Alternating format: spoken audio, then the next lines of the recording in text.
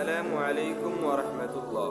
ইন্নাল হামদালিল্লাহ ওয়াস সালাতু ওয়াস সালামু আলা সাইয়্যিদিল আমবিয়াই ওয়াল মুরসালিন ওয়া আলা আলিহি ওয়া আসহাবিহি ওয়া বারিক ওয়া সাল্লাম।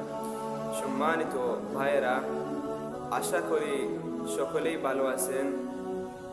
মহান রব্বুল আলামিনের অশেষ মেহেরবানিতে আমিও ভালো আছি আলহামদুলিল্লাহ। কুরআন ও হাদিসের আলোকে কবিরা গুনাহ।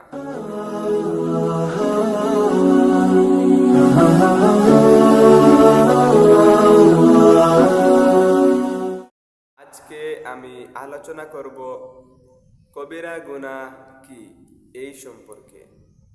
ভিডিওটি সম্পূর্ণ দেখার অনুরোধ রইল। মহান আল্লাহ রাব্বুল আলামিনের কিতাব, হযরত রাসূলুল্লাহ সাল্লাল্লাহু আলাইহি ওয়াসাল্লামের বাণী ও পূর্ববর্তী নেককার আলেমগণের বিবরণ থেকে যেসব বিষয় আল্লাহ ও হযরত রাসূলুল্লাহ সাল্লাল্লাহু আলাইহি ওয়াসাল্লাম কর্তৃক স্পষ্টভাবে হারাম হিসেবে জানা যায়, সেগুলি কবিরা গুনাহ বা বড় গুনাহ। কবিরা ও নিষিদ্ধ বিষয়গুলো থেকে বিরত থাকলে সগীরা অর্থাৎ ছোট গুনাহসমূহ ক্ষমা করে দেওয়া হবে বলে মহান রব্বুল আলামিন কুরআনে ঘোষণা দিয়েছেন। তিনি ইরশাদ করেন, ইন তাজতানিবু কাবাইরা মা তুনহাউনা আনকুম সাইয়্যাতিকুম ওয়া নুদখিলকুম মুদখালান কারীমা। তোমরা যদি বড় বড় নিষিদ্ধ কাজগুলো থেকে বেঁচে থাকো, তাহলে আমি তোমাদের অন্যান্য পাপ রাশি ক্ষমা করে দেব এবং তোমাদের সম্মানজনক স্থানে প্রবেশ করাবো। আল্লাহ রাব্বুল আলামিনের মহান ঘোষণার মাধ্যমে কবিরা বা বড় বড় গুনাহ থেকে যারা বিরত থাকে তাদের জন্য জান্নাতের নিশ্চয়তা দিয়েছেন। কুরআনে কারিমে মহান রব্বুল আলামিন আরো ঘোষণা করেন, ওয়াল্লাযীনা ইয়াজতানিবুনা কাবাইরাল ইসমি ওয়াল ফাওয়াহিশা ওয়া ইযা মা গাদিবু হুম ইয়াগফিরুন।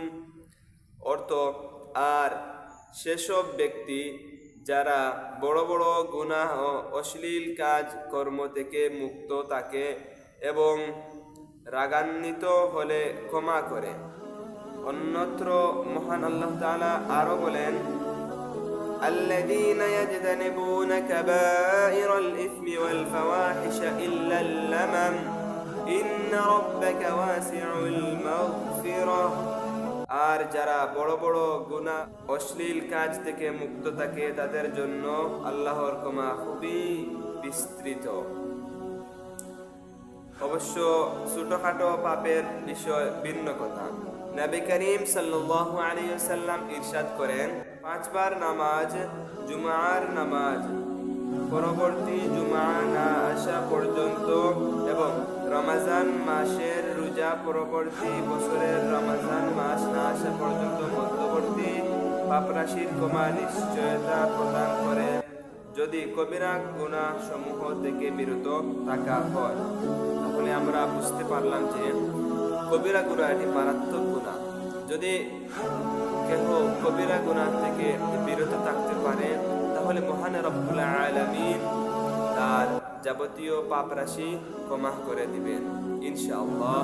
মহান আল্লাহ তাআলা আমাদের সকলকে কবিরা গুনাহ থেকে, ছোট ছোট গুনাহ থেকে বেঁচে থাকার তৌফিক দান করুন। এই বলে আজকের ভিডিও এখানেই শেষ করছি। وآخر دعوانا أن الحمد لله رب العالمين. السلام عليكم ورحمة الله.